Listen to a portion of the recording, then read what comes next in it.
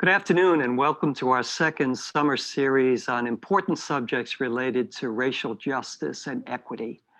I'm grateful to the staff in our Office of Institutional Diversity, Equity, and Inclusion for their work in putting together what promises to be an excellent series of discussions.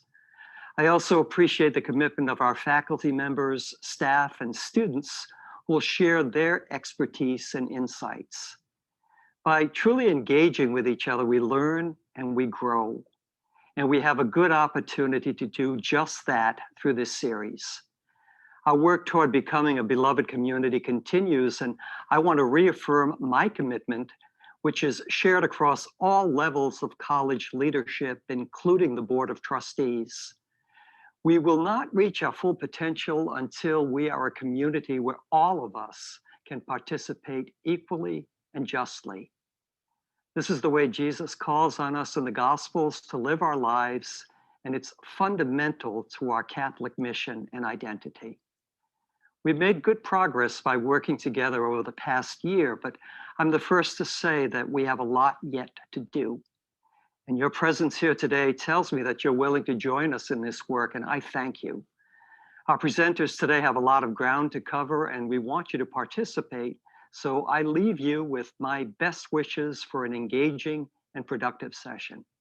May God bless you, and God bless Providence College. Good afternoon, and welcome to our second.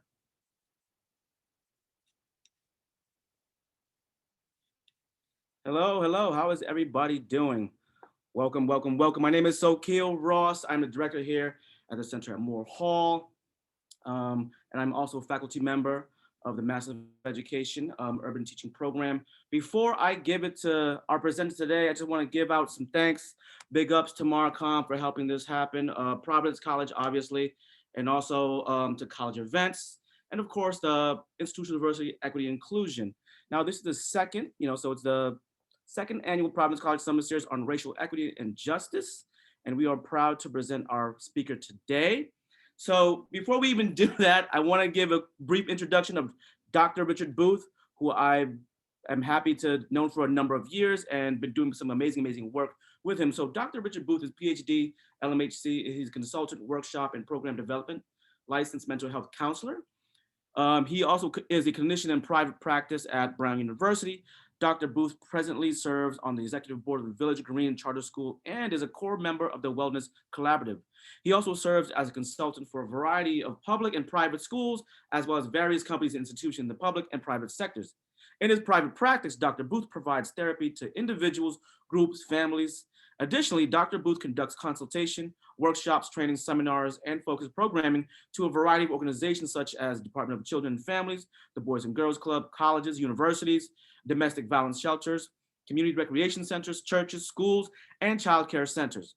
Dr. Booth's areas of specialty includes the impact of trauma on mental health of underprivileged communities and individuals of color, effective strategies of educating populations with about mental health concerns and trauma, affect and mood regulation, cultural competency, improving educational environments and outcomes, increasing parental engagement with educational institutions, self-care, reducing burnout, diversity, the impact of vicarious indirect trauma on communities of color, and the recruitment and retention of minority applicants. So it's a lot, right? But this is what we have here with Dr. Booth, and welcome to this. And you know what? Before we even get into Dr. Booth, give me 1 second. I would love to let everyone know that this is being recorded, so I thank you for attending. And also, if you have questions, please use the Q&A format, and then we will address that during the last 15 minutes of this presentation. Other than that, Dr. Booth, this is all yours. I'm gonna stay quiet and I'm gonna give it to you. So thank you for being here. Thank you very much. Hold on 1 second. I'm sharing the screen so we get started. How's everyone doing today?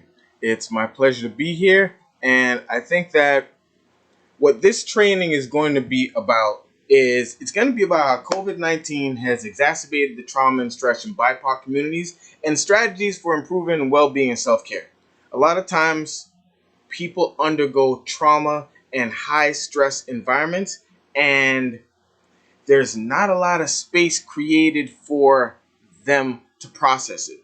There's not a lot of space created to even bring awareness that this is trauma, and also Not a lot of things done on what do we do now.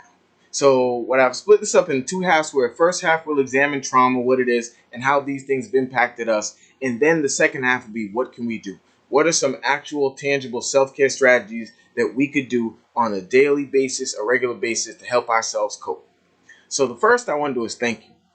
Thank you all for continuing on, even though the obstacles can feel insurmountable. This isn't just something I chose to say to make people feel good. People will not understand how difficult this time period has been for the general population until probably decades from now, when scholars study this and children who have children who are still talking about the impact. We've been impacted on multiple spheres of our lives, and we need to acknowledge it and give credence to it. And especially for vulnerable populations who have already been marginalized, this just made it worse. So acknowledging the traumas of our lives. What I want to do is start with a case presentation that we could kind of all maybe see ourselves in, or see aspects of ourselves. So Amina is a 20-year-old inner city African Caribbean female. She's an introvert by nature, but when her friends drag her out the house, she has a great time and finds it fulfilling. During the past year, she's had increased difficulty with finding motivation to complete her assignments, in finding motivation to go out, feeling an undescribed mixture of anxiety and anger. During COVID, she has to deal with social distancing, distance learning, multiple people in her life getting sick from COVID, and she now knows all too well what a Zoom funeral looks like. She feels assaulted on multiple levels that are foundational to her multiple identities, and she feels as if her life has been relegated to slogans such as Me Too, Black Lives Matter, and Devalued. While on a recent trip to a supermarket, Amina experienced an incident where a Caucasian lady cut in front of her while getting in line. Uncharacteristically and loudly, she says, "No way, I was here first." The lady quickly apologized, saying, "I didn't see you there." Amina replied, "That's the problem." So as we look at Amina and we think about what's going on with her, I'd like people to start asking or thinking about some questions, especially when we leave time for the discussion later. What do you feel about what's happened? Do you feel like you can relate? How does this make you feel about you in these experiences, your communities, internal factors that create and exacerbate this, and the external factors that create and exacerbate this? And lastly, did you know that this was trauma? The reactions of Amina were trauma-based. So if you're wondering why now, why are we doing this? Well, the United States has a pervasive and systematic history, persistent to this day, of colonialization, racism, oppression, marginalization, enslavement of groups and people from diverse cultures and backgrounds. Slavery, institutionalized, sanctioned brutality and racism towards people of African descent, which began in Jamestown in 1619 and officially abolished with the passage of the 13th Amendment in 1865. Yet, this marginalization and oppression still remains. Black codes, Jim Crow, Sundown Town, Red Line followed, with deeply embedded racist ideals to these systems of power and oppression, remaining in the prevailing overarching systems that impacted the daily life and pursuits of the people, including financial, economic systems, educational systems, healthcare systems, employment systems, and justice systems. So why now? Well, COVID-19 did not create these disparities, but it highlighted just how incredible these health disparities are. The National Center for Health Statistics and Health Disparities studies illustrated that in selected states, 34% of all COVID-19 deaths were from non-Hispanic Black people, though these groups only account for 13.4% of the total American population. So what does that say?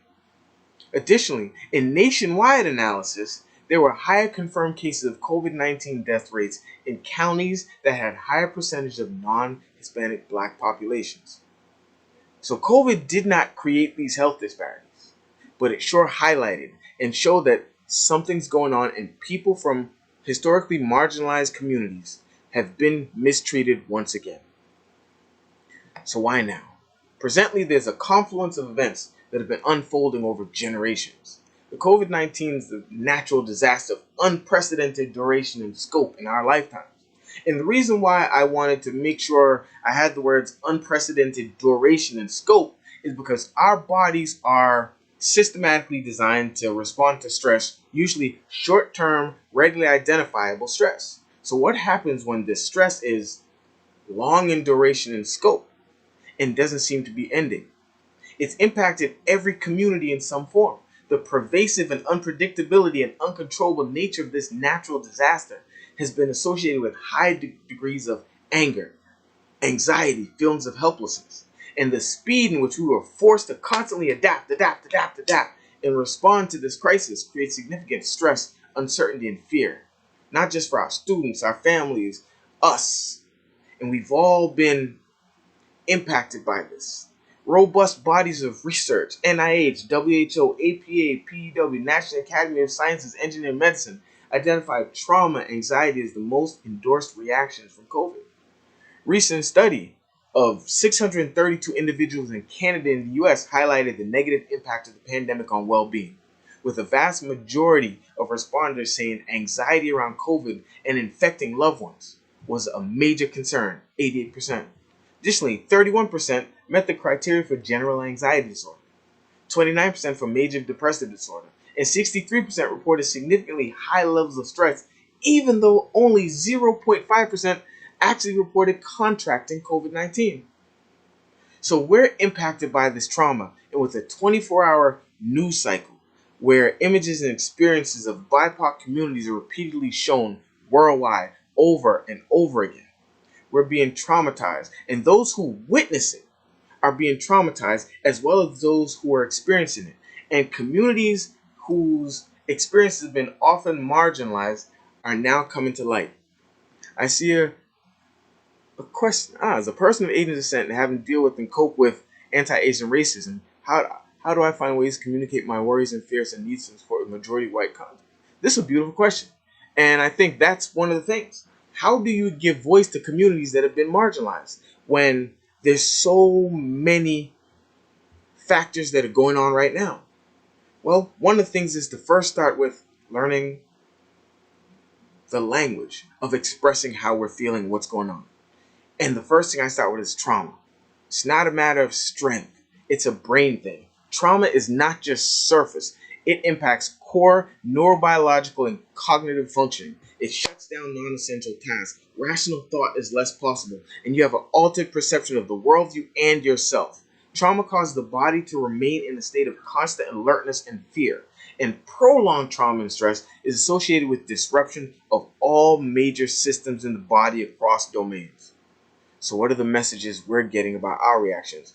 And to your question, what is it that we get about who's able to talk about their trauma reactions and how they were able to talk about it? So I want to start off with the definition. Trauma. Trauma results from an event or series of events or circumstances that are experienced as physically, emotionally, and psychologically harmful or life-threatening. It can occur by witnessing something traumatic or you being confronted with it. There are 4 types of trauma. One's acute. It's like something happens once. Boom. You witness a traumatic event, but it still stays with you. Then there's chronic trauma. It's ongoing, repeated exposures, which could be abuse, neglect, bullying. There's complex trauma. This is ongoing, multiple chronic exposures. So again, a chronic exposure is ongoing and repeated. So now complex trauma is multiple chronic exposures. So if you're from communities that have had neglect, abuse, poverty, and you are a person that might have been bullied, hurt, harmed, feeling microaggressions over and over again, and then now you add a pandemic, you can see why we're overloaded. And then there's historical trauma.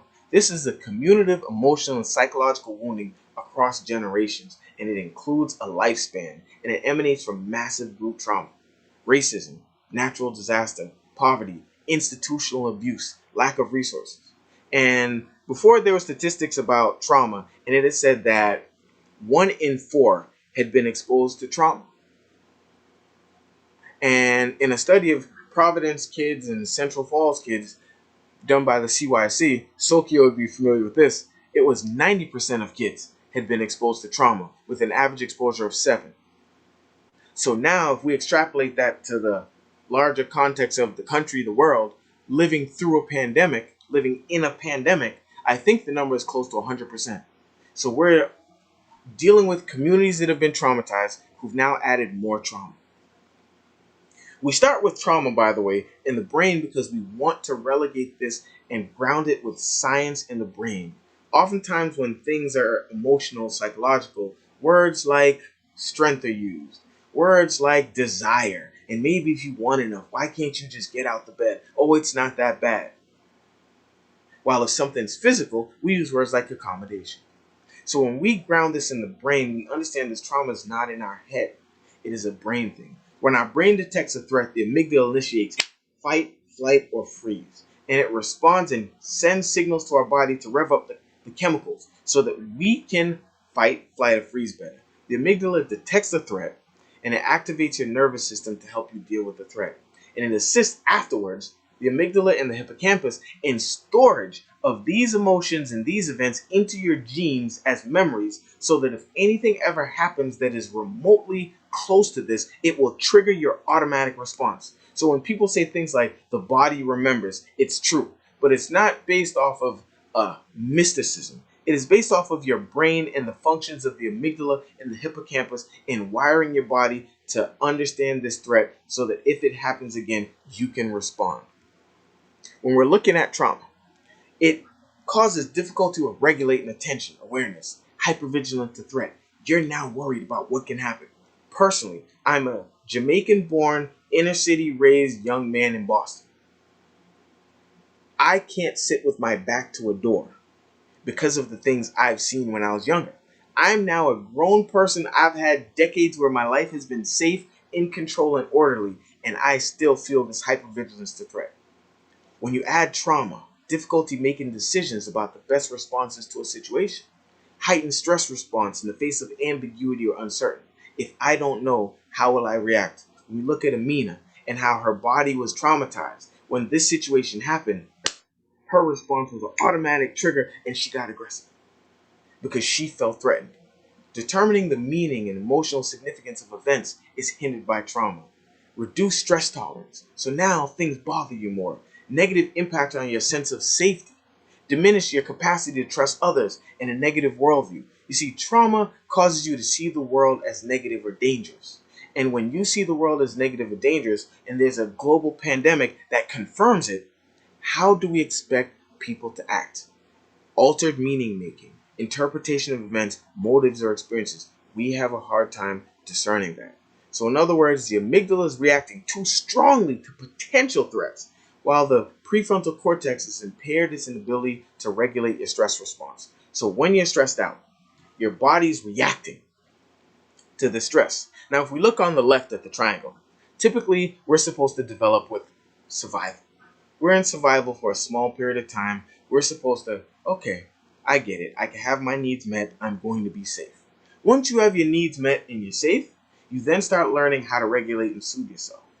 Then you learn the social emotional implications for that soothing and where you do things and where you don't. And then you finally, after feeling safe, secure, and mastering, you get into cognition or meaning making. You get into higher existential musings such as who am I? What's my purpose? Where am I supposed to be? Now, your brain is developing from prenatal to 2, and from that time period, your body's hardwiring you to live in an environment. And as you go through life, especially from the ages of 17 to 25, your brain is doing this incredible process of pruning where all the experiences you're having, all the people you're meeting, everything that's going on is sending signals to your brain to tell it what is needed for the rest of your life. You have millions of neurons that are spread out. And as this period of 17 to 25 pruning happens, your brain starts consolidating neurons. It decreases the number of neurons while increasing the thickness of them. So your signals and electrical impulses will travel up to hundreds of times faster now because of the consolidation of neurons. And this consolidation happens because of exposures to things that you are doing repeatedly. So what happens when you're in trauma repeatedly? Your body and brain is being designed to survive in that environment.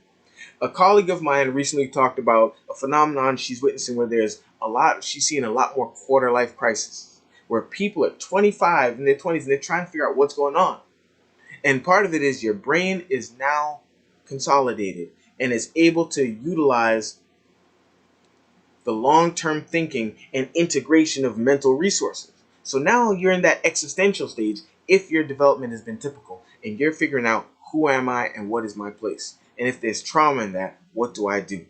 Now, when we look at trauma development, we see, conversely, that people are in survival for a very long time. When you're in survival mode, you're looking for threat. You're trying to find safety. You don't have time for regulation. So when the time comes for regulation, you're behind the 8 ball, you're behind the curve in learning how to regulate, or your ability to regulate. You see, those are two separate things. One is your ability, and your other is your opportunity. People often make the mistake of thinking it's all opportunity and desire without realizing that it's also ability in the brain. So a lot of times with trauma, you're prevented from getting to this higher end cognition, higher end meaning making. So how do we, after undergoing all this trauma, help? How do we cope? Well, one of the ways I'm a big advocate is two things. One is community. Finding communities and people that you could talk to and get support. And by doing this, by focusing on language and understand what's going on, when people meet and communicate, you can communicate on a level that is equitable, where I can say this is trauma, this is impacting me, and the person understands, and you can start creating systems of support and conversation. But I'm also a big believer in how do we help ourselves? So this is where we talk about self-care and wellness. Self-care, the activities and practices that we deliberately choose to engage in on a regular basis to maintain and enhance our health and well-being. Now this definition was purposely worded by me. It's activities and practices that we deliberately choose to engage in on a regular basis. So you're choosing to do this repeatedly to maintain and enhance. So we don't wait till things are bad to start doing self-care. It's something that we practice, and we will do and continue to do. Wellness is described as a state of complete physical, mental, social well-being, not merely the absence of disease or infirmity. It's not just if you're sick. It's how do you get well in multiple areas. It means a person is considered healthy if they're physically fit, mentally stable, able to function peacefully and effectively in their society, able to perform daily functions at home, at work, able to live socially, economically productive and satisfied lives. And this is great, but what happens if there's systematic roadblocks put in place to stop you? You see, we practice self-care still. Ideally, self-care is practiced in 8 functional domains: the spiritual, the intellectual, the social, the occupational, the physical, emotional, relational, safety, and security.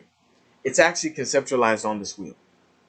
In this wellness wheel, we look at the 8 dimensions and how we can actually improve our lives. So if you're looking at emotional, do we have a positive attitude? Do we have high self-esteem, strong sense of self, and our ability to recognize and share our feelings and wide range of experience with others in a constructive way? Environmentally, are we aware of our interactions with the environments, our communities, ourselves? Here's a tip. If everyone is taking out right now a self-care bag, I have an imaginary self-care bag that looks like a satchel with one of those drawstrings. So I'd like everyone to open it right now. And for your self-care, I want you to be in nature. There's actual robust studies that show that if you take a nature bath, a forest bath, it will actually decrease cortisol levels in your body and stress hormones. So just being surrounded by trees and nature will decrease your level of stress. So put that in. Financial. Are we living within our means? Are we learning to budget? Are we learning to manage the finances for the short term and long term? Even if you don't have now, are you making plans for what you have? And how do you stretch and maybe get more later? Intellectually, are we being open to new ideas, being creative, thinking critically, seeking out new mental challenges that stimulate us?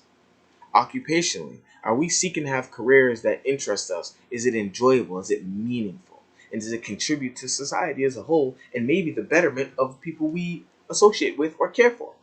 Physical, are we taking care of our body for optimal health and function? I'd like everyone to open up their bag again. I'd like you to put the word exercise in. Exercise has been shown to be as effective as medication or longitudinally.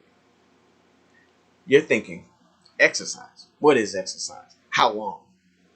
Beautiful. The sweet spot is 3 to 5 days a week. 3 to 5 days a week, approximately 45 minutes. And it doesn't have to be 45 minutes straight. So you might set your alarm 15 minutes early and just do something brisk to get yourself going for the day. It will change how you feel. And just know you have 30 minutes left. You can make that up anytime. Social. Are we building our social relationships with others, dealing with conflict appropriately, and connecting to a positive social network? You see, COVID-19, if you look at how to destroy and hurt humanity the most, was a perfectly created organism for that. And when I say created, I don't mean like in a lab or not. I mean literally the function that it served. It caused human beings which need other people to not be able to be around other people. I've been to a Zoom funeral. It was the most awkward and weird thing I've ever been to. How do you grieve through a screen with people you want to hug? I've held Zoom birthday parties. And now as things are starting to open up, it's finding ways to reconnect. But even during those situations, when it was COVID, finding ways to keep connections with people that you cared for and valued. Spiritually, are you finding meaning in life? Are you finding meaning, finding purpose, and reflecting and living a life that reflects your values and your beliefs? These are the 8 areas of wellness, and by focusing on them and doing things that help improve you in these areas, your life will change. When we're looking at how do we enact self-care, well, it's identifying emotions, knowing how we feel. Emotions cannot be separated from well-being. So we have to have skillful and purposeful practice in identifying how we feel to mitigate trauma. We have to be able to recognize our emotions accurately. That's why I talked about the definition of trauma. We have to be able to express to people how we're feeling and what's going on in a way that they can understand. We have to understand the causes and consequences. We have to say, this is what's causing it, and this is how it's impacting me and maybe other people as well. We have to start labeling them precisely. A lot of times when people undergo trauma, we may not know. They may not show the signs, and sometimes they may not know. I grew up in a city, and I remember this incident where I was working at the clinic, and the psychiatrist and I had went to the pizza store around the corner to get sandwiches or whatever before our therapist meeting. While in there, we hear gunshots. Everyone in the store gets down, but the psychiatrist didn't. Dr. Cam did not, because he didn't know what that sound was. So I grab him and I pull him down. I say, gunshots. We hear a car screeching. Everyone in the store got up, got their food. I got my food. I'm walking to the door and I have the door open because I'm expecting Dr. Cam to be right behind me. He wasn't. He was still on the floor. And I go, Dr. Cam, get up.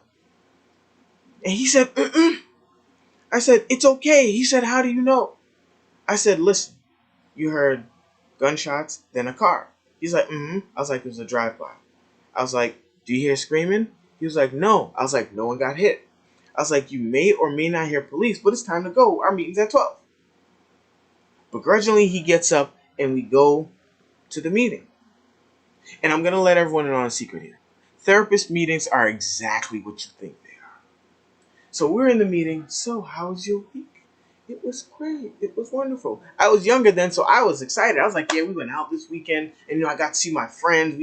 We had fun, and Dr. Cam did something which no one does. He interrupted my time of telling how great my week was. And he said, no, Booth just saved my life. They were shooting, and he grabbed me and pulled me down. I said, Dr. Cam, I didn't save your life. Like, you weren't in any danger. For a month straight, every day I saw him, he thanked me for saving his life. And I used to think something was wrong with him, that he was crazy. Like, what's wrong? Like, it wasn't that bad. And then one day it hit me. It wasn't something was wrong with him. It was something was wrong with me. Like, who has a drive-by protocol? Who just walks away? But I'd seen things like this, so I was jaded. I did not know the level of my trauma. He was able to express it more. His language, his ability to recognize it was different than mine because this was new to him. So we have to start learning these skills, expressing them comfortably. He was comfortable expressing it. I did not even know how. And regulating our emotions. We also have to start with this right here. Compassion for ourselves and eschewing perfection. We are not omnipotent. We're not omniscient. We have to increase our self-compassion and forgiveness of our own mistakes, acknowledging the weight and responsibilities of the tasks, expectations, and demands placed on us daily. We have to slow down, take perspective of the enormity of life during a pandemic. We have to decrease guilt over tasks not completed or mistakes made in personal and our professional lives and academic lives.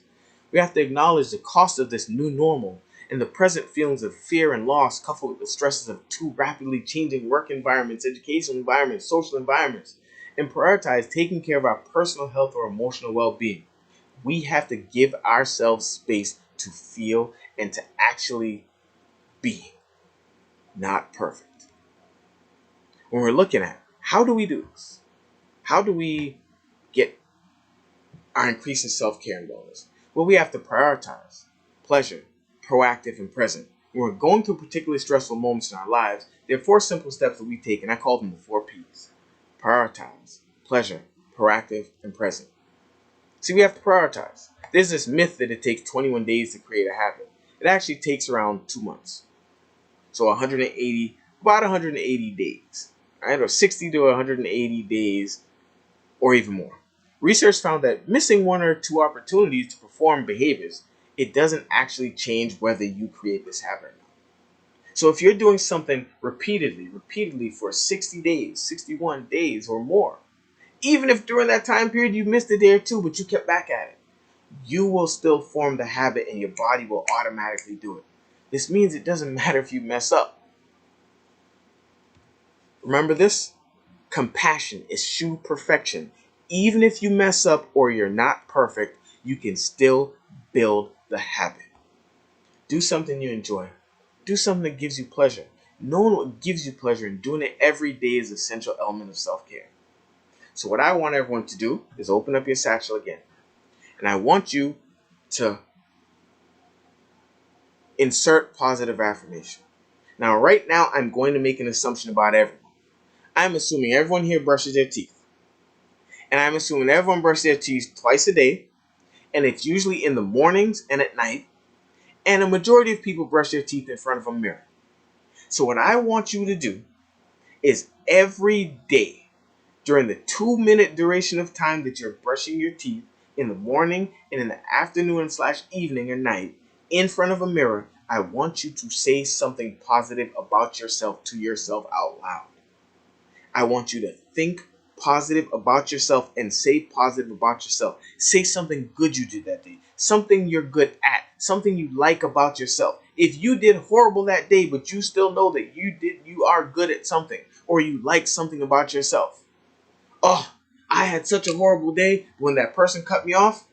I screamed for 5 seconds instead of 10. That's a start.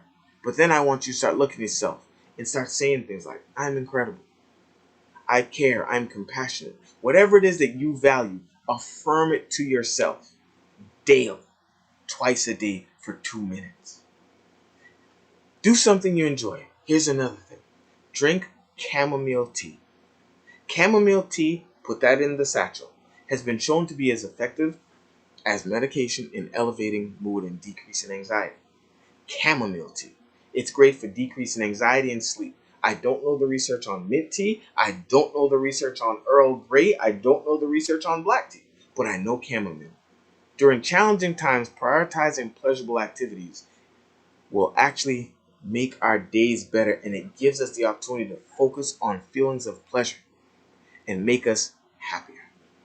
Be proactive. When we're experiencing challenges, it's common to feel powerless and out of control. By being proactive and taking action, no matter how small, it can help us restore our feelings of personal control. Oftentimes, when you're from communities where you're marginalized or you're seeing systematic racism, oppression, it could feel daunting. What can I do? By being proactive in your self-care, you're actually doing something to help yourself. It reinforces that you have some control in your life. You have some control in what you're doing, and it can actually help you do better. We can actively monitor our moods, monitor our bodies, what it's feeling like, and knowing how we're feeling can help us proactively address our moods before it gets overwhelming. Breathing. We have to breathe. We have to be present. Being present means being aware of what's happening right now. Being present helps us to be more aware of the small pleasures and beauties of the world around us and take our mind off our worries about the past and the future. Become more present. Pause. Take a deep breath. Become more mindful, using our senses to actively be aware of what's around us. For instance, close our eyes and focus on silence. Feel the sun, the wind, or even the rain on our face. Exercise. Being present 3 to 5 times a day, 45 minutes, and it doesn't have to be straight. What I also like to do right now is to have us do a little breathing exercise. And in this breathing exercise, what we could do is actually focus on how we're breathing and relaxing. This is just going to be a short exercise that we're going to do. So what I'd like everyone here to do is to sit down and put your feet flat on the ground. I'd like everyone to close their eyes. And I'd like for us to just put our feet on the ground and focus on how our feet feel, firm, grounding us. And I'd like for us to now take a deep breath. In for 5, out for 5. So in and out.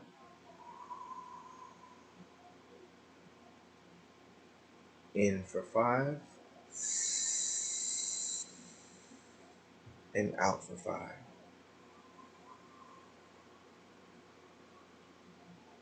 And as we breathe, I'd like us to place our hand on our stomach and feel our stomach expand as we take in air for a count of 5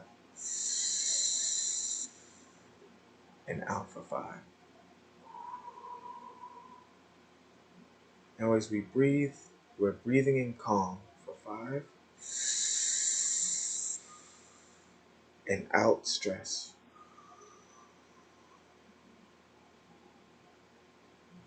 In for 5, out for 5. And as we're breathing, we're focusing on 5 in for 5 and out for 5. Now if our mind starts to wander from the breathing to our stressors, we bring it back to the breathing. We bring it back to the count of 5. In for 5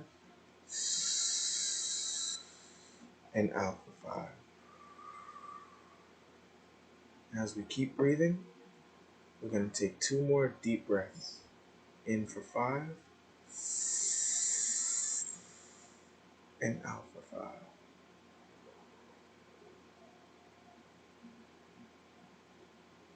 In for 5 and out for 5. Great. And what I'd like is for us to now slowly bring our attention back to the room. Opening our eyes and looking around and noticing 3 blue things in our area. And as we start feeling the calm and relaxation and then bringing ourselves back to the space, we breathe and we become present. Breathing is an incredible tool. What it does is it causes the conversation between our amygdala and our prefrontal cortex to signal that the threat is over and that it's okay for us to actually calm down. So we have to now, after we're doing the 4 Ps, learn to accept ourselves. Reject shoulds and musts. Learn to accept ourselves. Learn that we're not perfect. Value ourselves. And when we do that, we're more likely to have positive relationships with ourselves and others. We have to be able to understand our self-talk. I saw this quote and I thought it was so incredible. Watch your thoughts, they become your words. Watch your words, they become your actions. Watch your actions, they become your habits. Watch your habits, they become your character. Watch your character, it becomes your destiny. This was by Lao Tzu. And this is the embodiment to me of self-care. What do we think? What do we say? What do we do? And when it becomes a habit, who do we become because of it? We're under a lot of stress and a lot of trauma, and we have to start doing active things to make ourselves feel better and feel control. We have to identify our values, cultivate our lives centered around our values, around our actions and relationships, centered around the values. So in spite of the trauma, we're looking for our values. We're looking for communities and people who share our values, and we're communing, and we're making sure our lives and our actions match. We're letting go of shoulds and musts. We're letting go of comparing ourselves to others, their ideals and expectations. It may mean decreasing our access to social media and skewed portrayals of other people's lives. On social media, we see people's perfect lives. Back when I was younger, we had Lifestyle of Rich and Famous. That came on once a week. Now we see everyone's life, and everyone only shows the best. Logically, we know it's true, but when we see it emotionally, it causes us toll. Reject perfectionism. Make room for mistakes and imperfections. Remind yourself daily of our positive qualities and things we're good at, while decreasing access to people who don't affirm us. Actively seek out and write down words and quotes of meaning, inspiration, encouraging. Read them daily, and spend time with people who love and encourage us, replenish ourselves, and nourish us. Lastly, I leave with the self-care strategies. Take short walks outside. Go sit with nature. Actively spend time with people who love, nourish, encourage, replenish us. Practice the positive self-affirmation. Try self-breathing. Do guided meditation. Turn on some music and dance like no one's watching. Trust me, it works. Practice gratitude. Eat, drink water.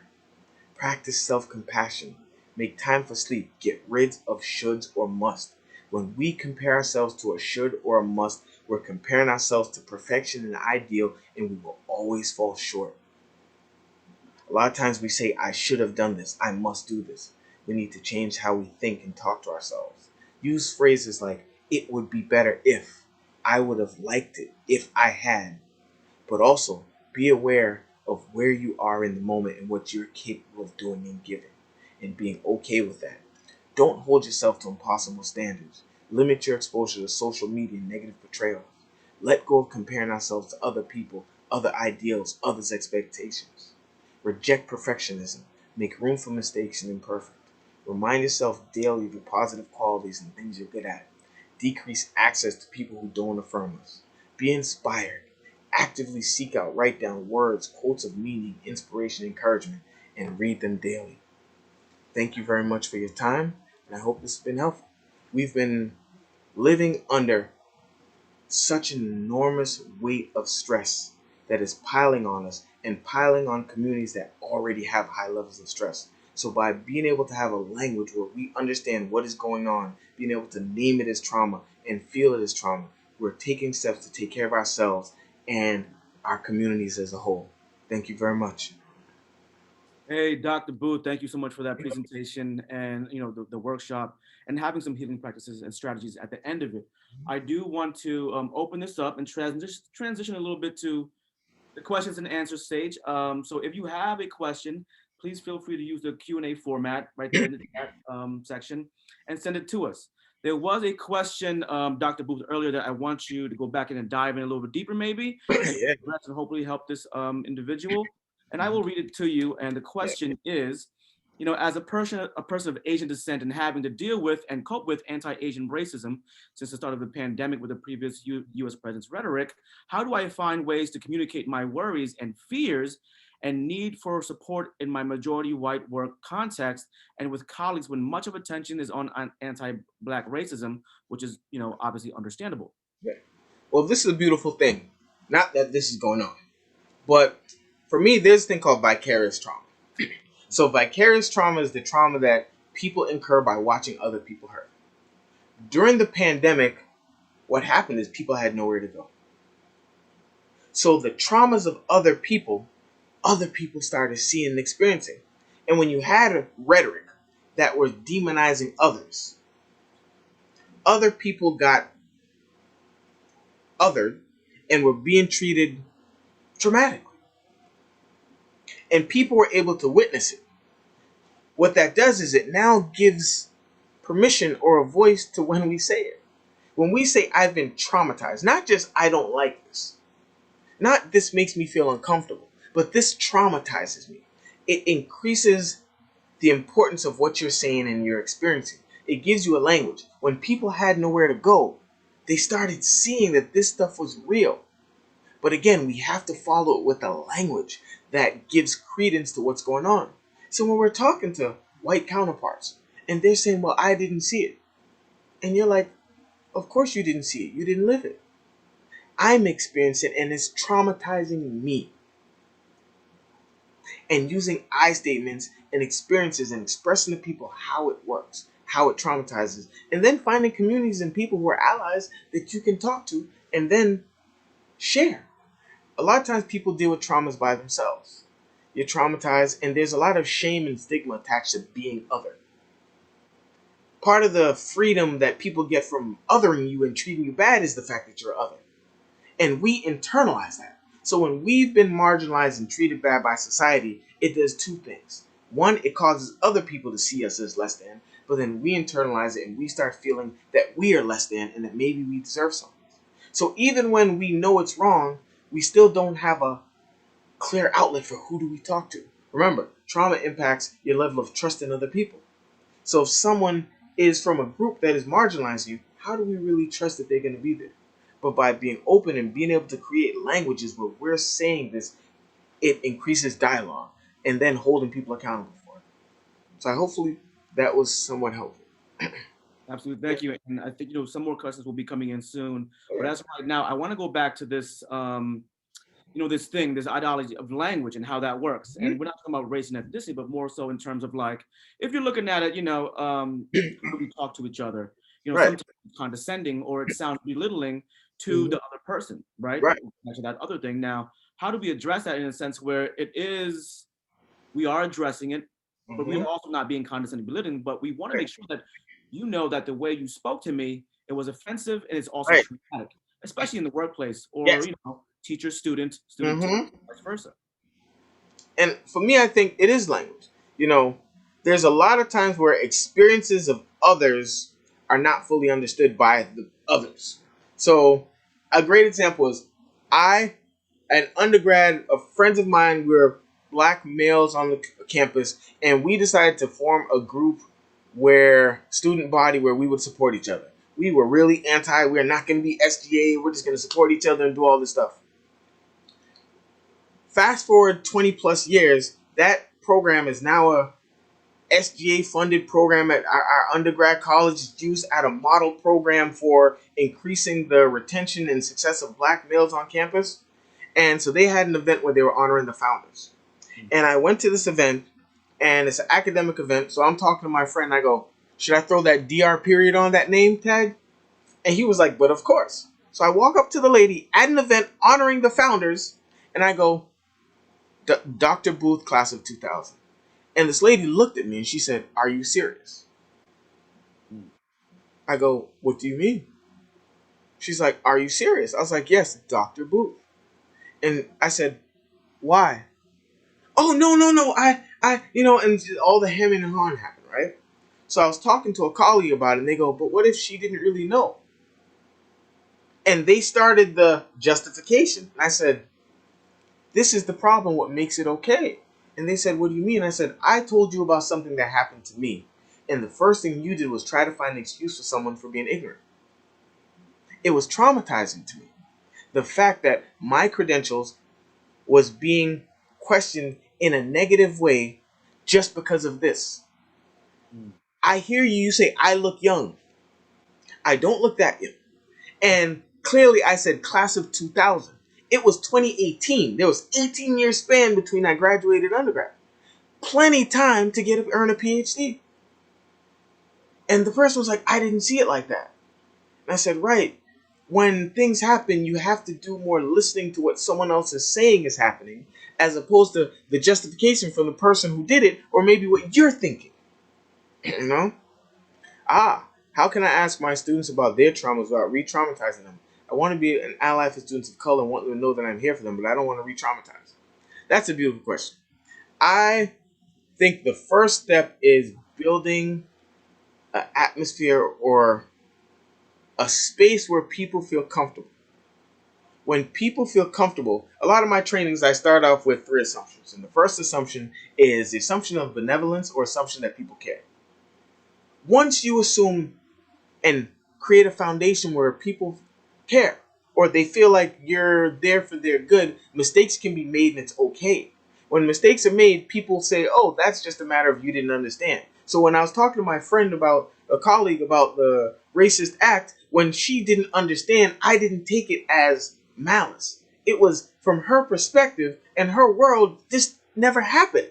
You know, when Dr. Cam was being frightful when he heard gunshots, I had a hard time understanding because I was so far removed from that experience.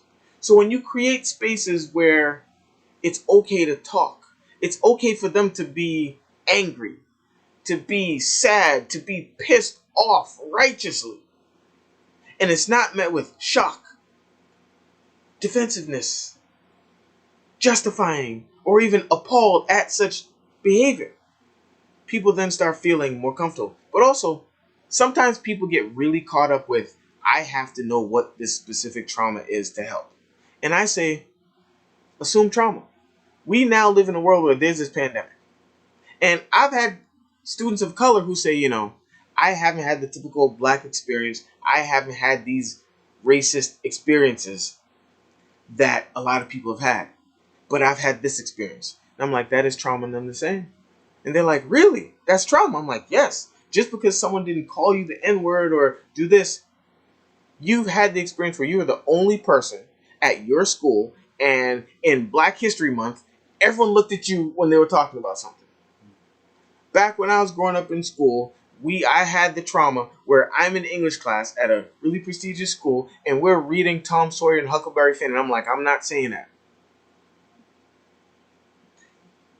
And the teacher was able to create a space where, okay, yes, that is offensive. Let's not do this. Let's talk about this. So as an ally, your job is not to be perfect. It's to be able to help people feel comfortable talking about it and responding in a way that supports them. And understand that sometimes people aren't going to tell you their trauma. But if you create a space where it's okay to talk, they may. And understand that maybe when people act a certain way, maybe there's more to it than just they're being careless, they're being aggressive, or they're being non-focused. Maybe something's going on. And thinking, hey, is there something else that I could do to help? And then voicing it like, hey, I don't know what's going on, but I see this, and I don't think that that's just a matter of you don't want to do this. Is there a way I can help? Thank you very much. Absolutely. Thank you for that question, that beautiful question. And, you know, it always brings me back to like having that community, but also in the community, we're providing, even in classrooms and so on and so forth, we're providing some kind of quote unquote safe space to speak with each other. But also, we can't 100% provide a safe space, but Yeah. we can definitely provide a brave space where we Yes. can talk to each other and be brave about it without any kind of judgment. Now, I want to bring this back to this kind of ideology back into community, especially on institutions, colleges, schools, whatever the case may be. And how do we create these brave spaces on these communities without that kind of backlash, you know? Mhm. And I think the first thing is conversation, real conversation. In undergrad, there was sibling sleepover week. Mhm. And I was leaving my room about to go to take a shower. And sibling sleepover week's happening, and a Caucasian female and her sister. And her little sister said, oh my gosh, she's brown. And her sister immediately was like, and I said, it's okay. And she's like, what? I was like, it's okay if she's never seen a brown person. Here I am. I was like, can I? She was like, yeah, sure. I said, hi, little girl. I am brown. And there's people of different colors, and they're all beautiful and valuable. Have a good one. Nice to meet you. Mhm. And that to me was a microcosm of any type of conversation in the world, right? We have BIPOC communities. We have black communities. We have Asian communities. We have Stop Asian Hate. We have Black Lives Matter. We have all these things going on, right? We have white people. We have all these things. And we've never sat down together and talk about what's happened. Hey, I felt this way about you. I felt y'all did this. I felt y'all did this. Really? Wow. And talk about it. And be okay with not understanding everything and maybe everyone not agreeing with everything. And then come into some form of understanding conclusion like, oh wow. Okay, that's where you are. And being open to that. So when we get to do that, people start being able to actually have real conversations where you learn, as opposed to these measured conversations where people try to find the exact perfect thing to say so that there's no form of growth through misunderstanding. Or even, I will say what I think people want me to say so that I don't get backlash. Instead of, maybe if you've never seen a black person in your life, there are things that you're gonna assume because you're gonna see black people through the lens of media. But we need to create spaces where people are able to have that conversation and make it okay to make mistakes as long as it's not with malice. Right. Absolutely. Thank you so much, Dr. Booth. We're coming towards the end of it right now. And honestly, conversations are one of the biggest things to really start something, but Mm-hmm. also after conversations and Yes. having some kind of comprehension, we have to have Mhm. next steps, which I Yes. really agree with, right? And plans. Absolutely, absolutely. So I just want to give a big shout out again and a thank you, Dr. Booth. You have been amazing. This has been inspirational. We've learned a lot of things here. And of course, if any of the attendees have any more questions, feel free to reach out to us, and we will do our best to get back to you. But a big up and a thank you to Providence College, of course, Marcom, college events, IDEI, the whole campus, faculty, staff, and students, and mainly to the attendees who have attended so far. It's going on for a number of weeks. We have another one next week, and so on and so forth. So please, the summer series 2 for racial equity is very, very important to us and everybody out here. This was the first one, and so I'm honored to be a part of this. So it's wonderful to be here. And, Dr. Booth, and everybody else here, as we're ending this, I just want to send love, light, healing, justice, and belonging to everybody out here. Thank you. And I think just the last thing, Mhm. a lot of times when we're talking about BIPOC, DEI, and all these things, people want to get into the work. And what do we do? Mm. And for me, there's too little time spent on creating spaces where people could talk and come to an understanding first. If you get to the work and people really didn't have a genuine understanding and a genuine conversation in space, it's lip service. It is, I'm doing it so that I don't look bad instead of genuine change. But thank you.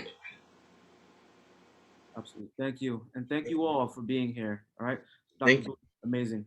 Thank you Appreciate very you. much. Appreciate you.